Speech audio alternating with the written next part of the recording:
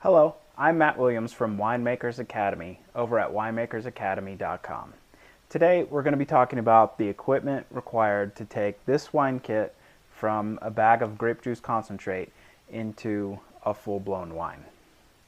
And I'm going to try to go through these in the order that you're going to use them.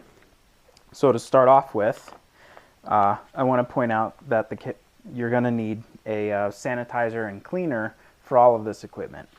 You don't want any unknown yeasts or bacterias or dirt, grime getting into your wine. It's a very sensitive chemical process going through fermentation, and so you want everything to be as clean and spotless as possible.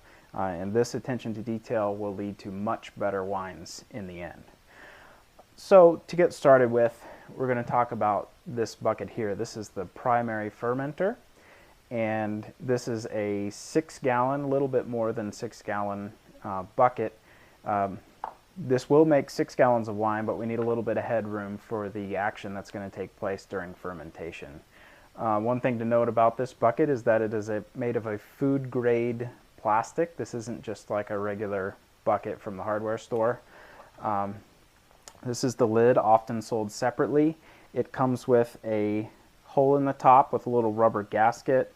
And another thing to note is that there is a nice big O-ring in the lid to really make an airtight seal. So you can't use just any bucket to do this. This hole is here so that you can put in this airlock. The airlock's got a couple different pieces in there, and you'll fill it up to a specific line with water. It's about halfway. And then this will go right into that hole. And what this does is it allows the gases to escape, the carbon dioxide from the fermentation process.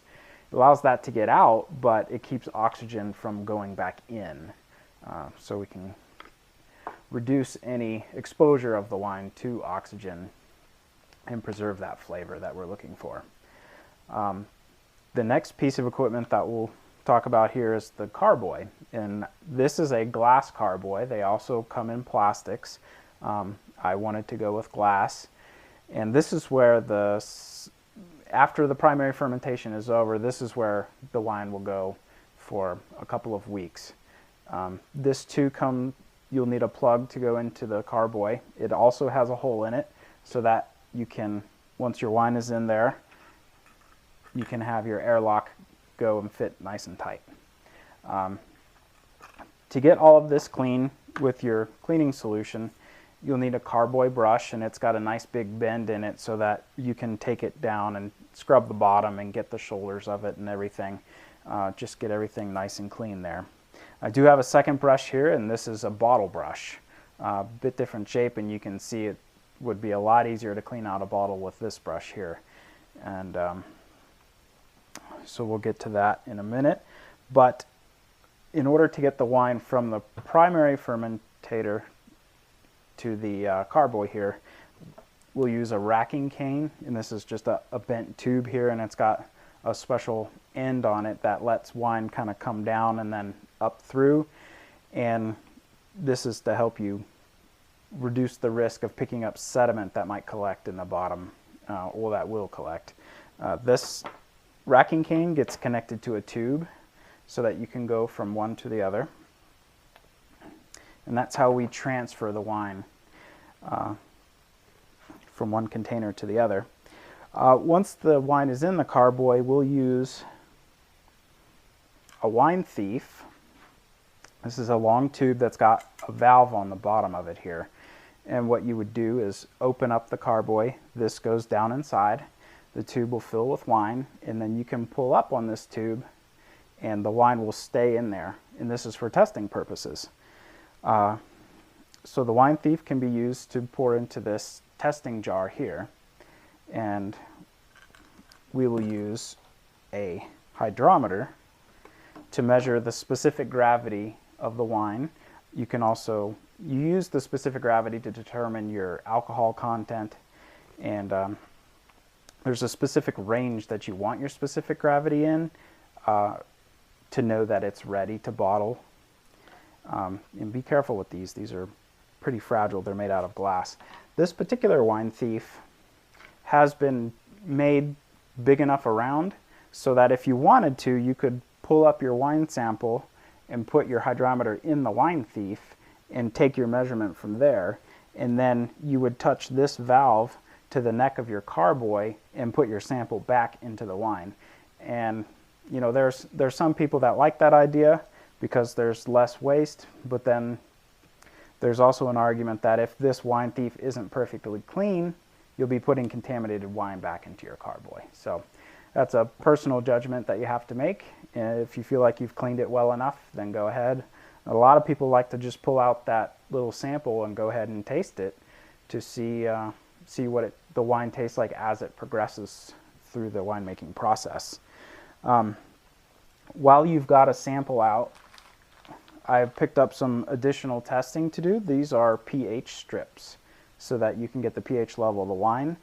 This is made specifically for wine, so the strips only give pH values within the range that you would expect for wine. This doesn't cover the full gamut of the pH range. In addition to that, I have a titratable acidity kit. And while this pH test tells you how strong your acid is, this test kit will tell you how much acid you have. Once you're done in the carboy, it'll be time to bottle. This particular kit will make approximately 30 bottles of wine. So you will need 30 bottles. You will need 30 closures of some kind. I have here cork, natural cork. And then in order to get the cork into the bottle, I have a hand corker. The cork gets loaded into here, put over the bottle, and when you pull the handles down, it inserts the cork into the bottle.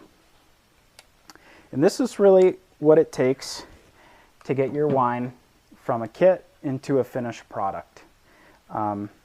One last thing I might mention is similar to this wine thief, there's a much smaller version that they make, and this is a bottle filler. It's got the same valve on the bottom, and what you would do is take your racking cane and connect these two with your tubing.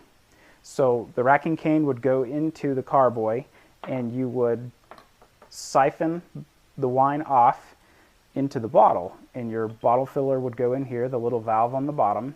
When the wine fills up to where you would like it, you just lift up on your bottle filler, and that little valve will close to stop filling the wine bottle, so you don't have to try to pull it out real fast and get it into another bottle.